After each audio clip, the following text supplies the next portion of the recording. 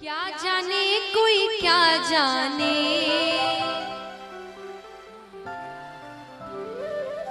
क्या जाने कोई क्या जाने, मुझे मिल गया मन का मीत ये दुनिया, मुझे मिल गया मन का। कौन कौन चाहते कि भगवान से उनकी ऐसी लगन लग जाए, ऐसी प्रीत लग जाए? उठाना पूरे पूरे हाथ। ओ मेरी लगी मेरी लगी मेरी लगी शाम संग प्रीत ये दुनिया क्या जाने, मेरी लगी शाम संग प्रीत ये दुनिया क्या जाने, क्या जाने कोई क्या जाने, क्या जाने कोई क्या जाने, क्या जाने कोई क्या जाने, क्या जाने कोई क्या जाने, मुझे मिल गया मुझे मिल गया मुझे मिल गया मन का मीत ये दुनिया क्या जाने, मुझे मिल गया मन का मीत ये दुनिया क्या जाने, मेरी लगी शाम संग प्रीत ये दुनिया क्या जाने।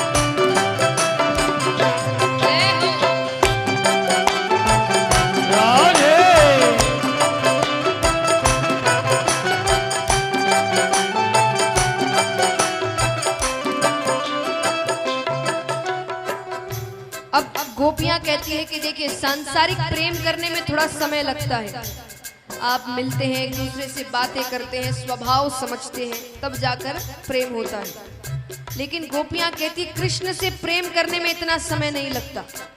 कृष्ण से प्रेम हमें कब हो गया था?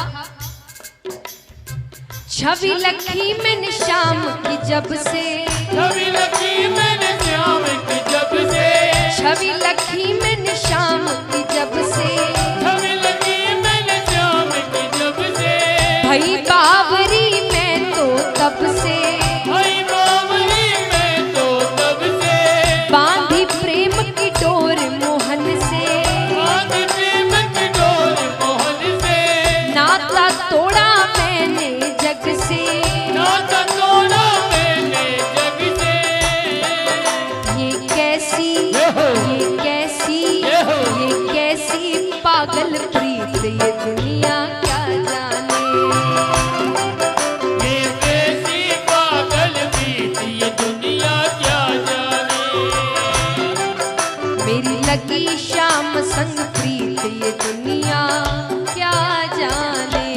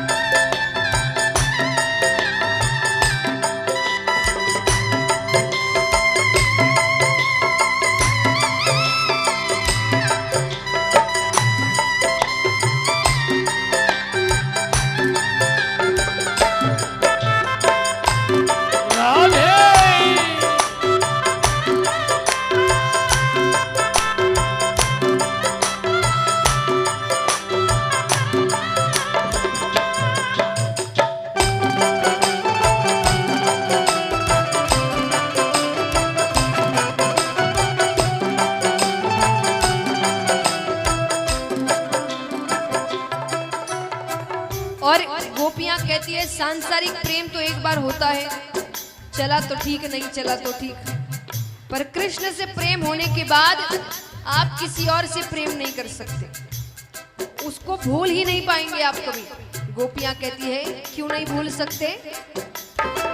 मोहन की सुंदर सूरतिया, मोहन की सुंदर सूरतिया, मोहन की सुंदर सूरतिया, मोहन की सुंदर सूरतिया, मन में बस गई मोहनी मूर्तिया, मन में बस गई मोहनी मूर्तिया, लोग कहे मैं भाई बावरिया, लोग कहे मैं भाई बावरिया, हो जाऊं अब तेरी रे सावरिया, हो जाऊं अब तेरी रे सवरिया।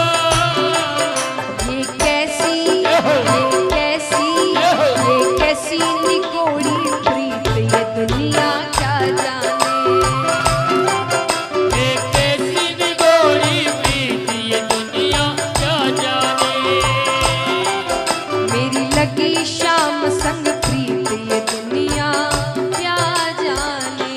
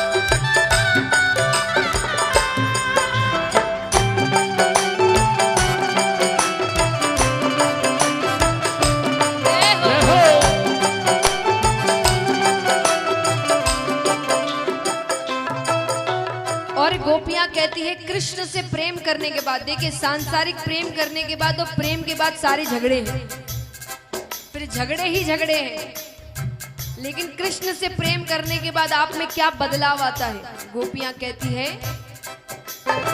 हरदम अब तो रहूं मस्तानी, हरदम अब तो रहूं मस्तानी, हरदम अब तो रहूं मस्तानी, हरदम अब तो रहूं मस्तानी, लोक लाज दीनी बिसरानी, लोक लाज दीनी बिसरानी, रूप राशि अंग अंग समानी, रूप राशि अंग अंग समानी, हेरत हेरत रहूं दीवानी, हेरत हेरत रहूं दीवानी, मैं तो गाऊं, मैं तो गाऊं, मैं तो गाऊं खुशी के गीत ये दुनिया क्या जाने, मैं तो गाऊं खुशी के गीत ये दुनिया क्या जाने, क्या जाने कोई क्या जाने, क्या जाने कोई क्या जाने, क्या जाने कोई क्या जाने, क्या जाने कोई क्या जाने, मुझे मिल गया, मुझे मिल गया, मुझे मिल गया मन का मंदिर ये दुनिया क्या जाने, मुझे मिल गया मन का बीज ये दुनिया क्या जाने, मेरी लगी शाम संग प्रीत ये दुनिया क्या जाने, नहीं लगी श्याम संग बीज ये दुनिया क्या जाने, ये दुनिया क्या जाने, दुनिया क्या जाने, ये दुनिया क्या जाने।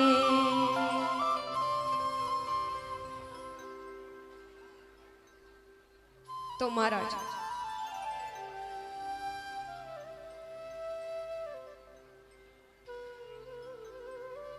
इस प्रकार अब यहां पर उद्धव जी सभी से मिलकर कई समय तक वहीं रहते हैं।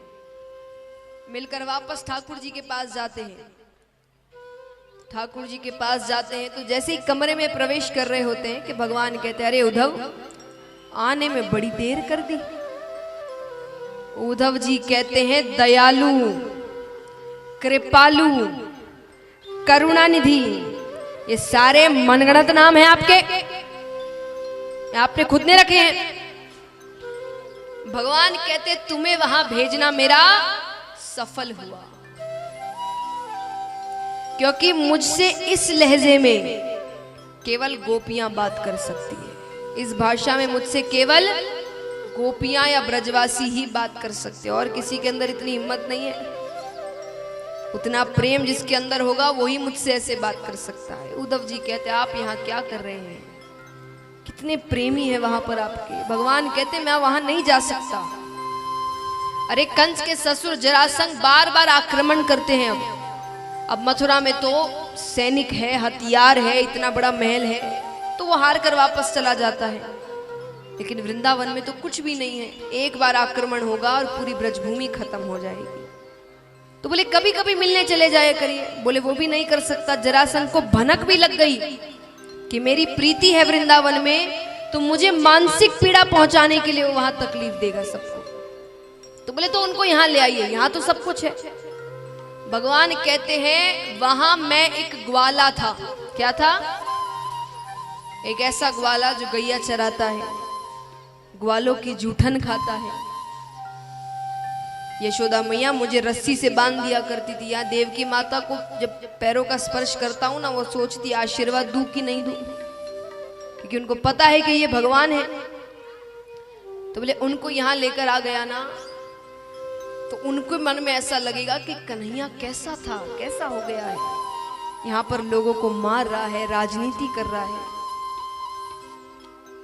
भगवान कहते पर चिंता मत करो, उन सब का ध्यान रखता हूं मैं। वो जब रास्ते में मूर्छा को प्राप्त होते हैं ना, मैं उनको घर वापस सही सलामत छोड़कर आता हूं। अब यहां समय बीतता है।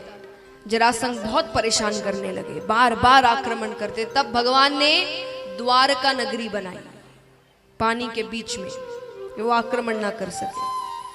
अब यहां पर विदर्भ देश में चलते हैं, जहां राजा भीष्मक है। उनके बड़े पुत्र का नाम था रुक्मी और पुत्री का नाम था रुक्मणी। रुक्मणी जी ने जब से प्रेम तत्व को समझा, उन्होंने श्री कृष्ण को पति के रूप में माना था। अब यहां पर पिता को जाकर बताती है कि मुझे कृष्ण से शादी करनी है। पिता भी मान जाते हैं, पर भाई ने कहा नहीं, मेरी एक ही बहन है और उसका विवाह मैं अपने मन से कराऊंगा, जैसे विवाह उसको करना है। उसने कहा विवाह तो मेरे ही मन से होगा, मेरा मित्र है शिशुपाल, उसी से विवाह होगा। बच्चे बड़े हो जाए, माता पिता की ज्यादा चलती नहीं है। तो रुक्मणी जी के घर पे एक ब्राह्मण आया करते थे। रुक्मणी जी ने उनके हाथों एक पत्र भिजवाया श्री कृष्ण को कि मुझे आपसे विवाह करना है। मैंने जब से प्रेम तत्वों को समझा है, आपको ही पति माना है। अब या तो आप मुझसे विवाह करिए, वरना किसी और से तो मैं विवाह नहीं करूंगी। और ज्यादा जबरदस्ती करी तो इस प्राण को त्यागने के अलावा मेरे पास और कोई रास्ता नहीं है। अब इस पत्र से यहां बैठे कोई भी युवा ज्यादा आइडिया ना लगाए, सभी से निवेदन है। कारण, पहला कारण तो जैसा मैंने शुरुआत में कहा था, भगवान की बराबरी नहीं करनी है। और दूसरा कारण देखिए, ये कोई साधारण पत्र नहीं था, ये एक पत्नी का अपने पति को दी हुई धमकी थी। अब आप सोचेंगे पति पत्नी कैसे, इनकी तो शादी नहीं हुई। ठाकुर जी किसका रूप है? विष्णु भगवान। रुक्मणी जी किसका रूप है? वो पहले से पति पत्नी है। तो धमकी इसीलिए थी क्योंकि देखिए श्री राम ने भी, सीता माता किसका रूप है? लक्ष्मी जी। उन्होंने हर जन्म में, हर अवतार में अपनी पत्नी से शादी करी है। तो इस अवतार में जब लीलाओं में थोड़ी, तो ये एक धमकी का लेटर गया है कि आपकी लीला अपनी तरफ, मेरा रिश्ता अपनी तरफ। रिश्तों के साथ कोई खेल नहीं, तो कुछ भी कोई भी लीला करते रहो, शादी तो इसीलिए ये पत्र गया था। तो इसीलिए आप ये ना सोचे कि भाई उन्होंने करी हम भी करेंगे, तो वो पहले से पति पत्नी है, उनको ये लीला करके वापस अपने घर जाना है, तो दोनों पहले से ही पति पत्नी है। तो इसलिए रुक्मणी जी पत्र भिजवाती है। देखिए भगवान कितनी सीख लेते हैं अपनी लीलाओं में। आज एक बात बताइए, दुनिया में भगवान से ऊपर कोई है? कोई भी है जिससे भगवान को पूछना पड़े कि मैं काम कर लूं क्या, लीला कर लूं क्या? फिर भी भगवान ने जब लीलाएं करी है तो हमको जताया है कि बड़ों की आज्ञा कितनी जरूरी होती है। जब पत्र आया तो भगवान किससे पूछ सकते हैं? भगवान खुद के मन के मालिक है, पर भगवान ने बलदाऊ भैया से पूछा, क्योंकि उस वक्त उनके पास वही एक बड़े थे। भगवान पूछते, भैया क्या करना चाहिए? बलराम जी कहते, कर लो शादी, उम्र हो गई है, अभी तो पत्र आ रहे हैं, फिर ये भी बंद हो जाएंगे। तब भगवान ने स्वीकृति पत्र भेजा कि आप जब गौरा मैया के पूजन के लिए आएंगी मंदिर, मैं आपको वहां से लेकर चला जाऊंगा। आइए दर्शन करते हैं। रुक्मणी जी गौरा मैया के पूजन के लिए, तुलसी पूजा के लिए मंदिर आई है और प्रार्थना कर रही है कि मैंने जिसको पति माना है मुझे वही पति के रूप में मिले। जय श्री कृष्णा। कुछ ही समय पश्चात भगवान श्री कृष्ण और माता रुक्मणी का विवाह होगा। जिन भक्तों को कन्यादान स्वरूप भेंट देनी हो, इस भजन में झोलियां चलेगी, आप अपने स्थान पर बैठकर वो भेंट इन झोलियों में डाल दें। जय श्री कृष्ण। रुक्मणी जी कहती है,